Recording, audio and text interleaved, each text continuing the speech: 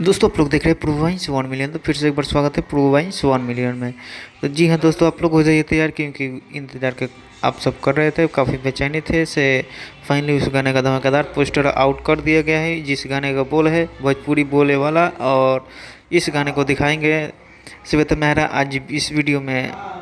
इस गाने के बारे में बात करेंगे, पूरी जानकारी, इसलिए वीडियो में लास्ट तक ज़रूर देखें। जो चलिए अपने हिट मशीन का हाईलाइट, चलिए शुरुआत करते हैं।